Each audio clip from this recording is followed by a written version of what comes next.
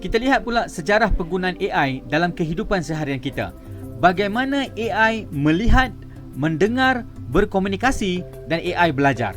Sejak bila komputer mula melihat dunia fizikal? Dengan menggunakan webcam atau CCTV dan memproses imej dan video yang dirakam. Bagaimana komputer mendengar arahan suara oleh manusia dan bertindak atas arahan suara manusia tersebut? Bagaimana komputer boleh bercakap menggunakan suara tersendiri atau bercakap menggunakan suara yang mirip kepada suara anda sendiri? Bagaimana komputer belajar sesuatu ilmu dan menggunakan ilmu tersebut untuk memproses data baru? AI melihat, AI mendengar, AI berkomunikasi dan AI belajar. Untuk melihat sejarah bagaimana komputer mula melihat alam atau dunia fizikal, kita lihat contoh sistem meletak kereta terutamanya di shopping kompleks. Sejarah sistem meletak kenderaan di shopping kompleks bermula dengan pembayaran di kaunter semasa kita keluar daripada tempat meletak kereta. Kemudian berlaku perubahan dengan pembayaran di mesin di mana kita perlu mengambil tiket semasa kita masuk ke kawasan meletak kereta. Manakala sistem parking di luar bangunan pula menggunakan sistem bayaran menggunakan wang shilling, pembelian tiket dan pembelian kad yang berbentuk gores. Dengan teknologi AI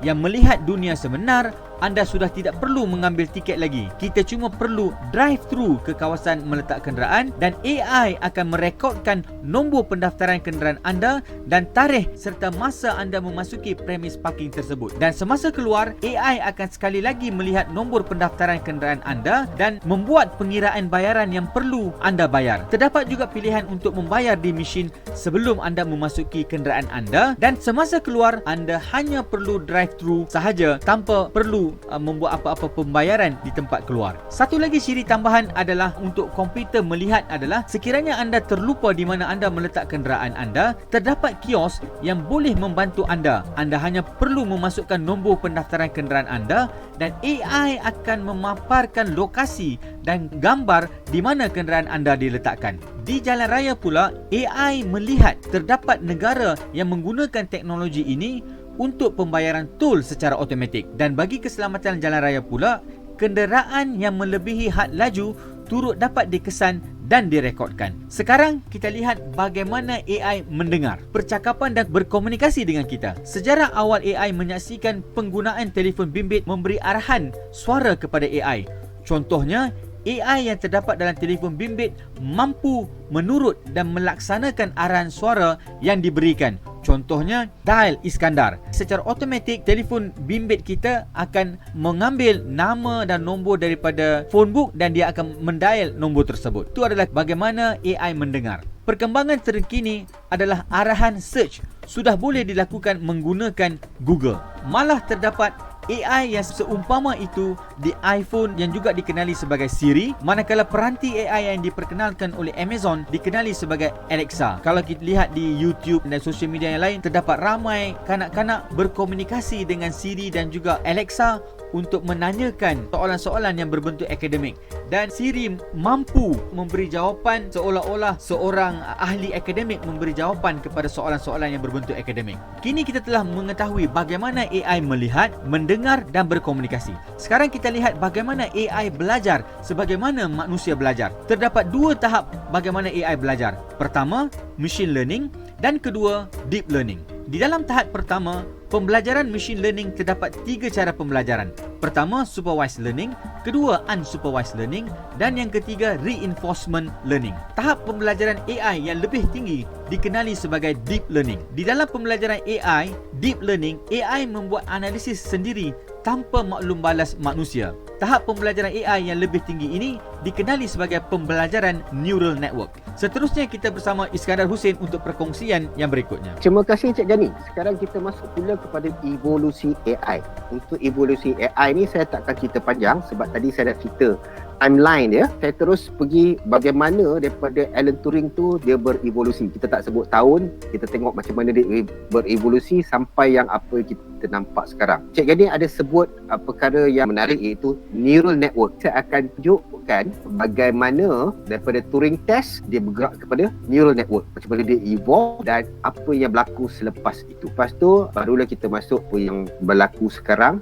iaitu ethical. Tiap-tiap dekat akan berlaku. Kita mula dengan Turing test tadi. Selepas Turing test tu ada gap yang saya cerita tadi, Dartmouth was shocked masa artificial intelligence dirasmikan. Waktu yang sama satu programming language untuk AI telah dibangunkan yang dipanggil LISP. Pada waktu itu dia bergantung kepada symbolic reasoning. Maksud symbolic reasoning ni, komputer mengenal simbol sebelum ditranslatekan kepada bahasa komputer. Lepas tu rule based. Maksudnya rule based ni kita setkan kalau jumpa macam ni buat macam ni. Step 1, step 2, step 3. Kalau jumpa macam ni, dia macam itu rule based. Daripada situ di-evolve kepada expert system. Saya rasa antara tahun 1970 corporate dah start mula guna expert system. Expert system ni dia adalah di mana pakar-pakar, kita ambil pakar perubatan, dia ada pengalaman. Contoh pakar gigi, dentist, dia ada pengalaman kalau gigi macam ni, ini dia punya simptom ni, ini penyakit dia. Dia masukkan pengalaman dia, kepakaran dia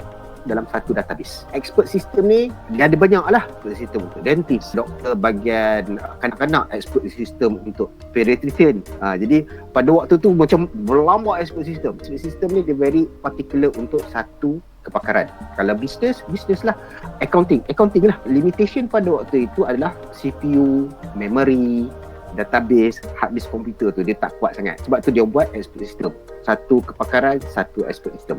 Daripada data tu, orang dah belajar. Daripada orang belajar tu, wujudlah machine learning. Lepas tu, wujudlah knowledge base yang berdasarkan data driven. Daripada machine learning dan data driven tu, wujudlah neural network. Apa jadi selepas neural network? Apa yang kita nampak sekarang?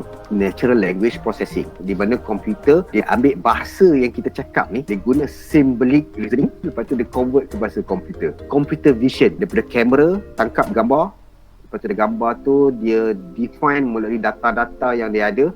Ini muka manusia, ni pokok, ini jalan. Lepas itu wujudnya robotik, autonomous car. Lepas tu dia evolve lagi. Tu yang Cik Gani kata deep learning. Ini ada satu term lagi dipanggil generative pre-trained transformer. Maksudnya dia belajar pokok. Daripada pokok dia ada database. Daripada database tu dulu kata ada satu data kata jangan langgar pokok. Maksudnya dia buat deep learning sikit. Lepas tu dia regenerate balik instruction. Kalau robot ataupun kereta tengah berjalan, information dulu kata jangan langgar pokok. Jadi kereta tu pun reroute untuk tidak langgar pokok. Pre-trained transformer. Dia transformkan information. Bila jadi macam ni, wujud orang kata persoalan-persoalan daripada umum, pakar-pakar, orang luar daripada computer science, orang daripada bidang lain, daripada psikologi, daripada berbagai bidang. Wujudlah pemikiran macam bolehkah satu hari robot ni akan mengambil alih dunia. Macam mana yang berlaku dalam Transformer, Terminator, iRobot, AI, all those kind of thing. Itu orang meluahkan apa yang terpendam dalam kepala dia orang mengenai AI ni melalui movie.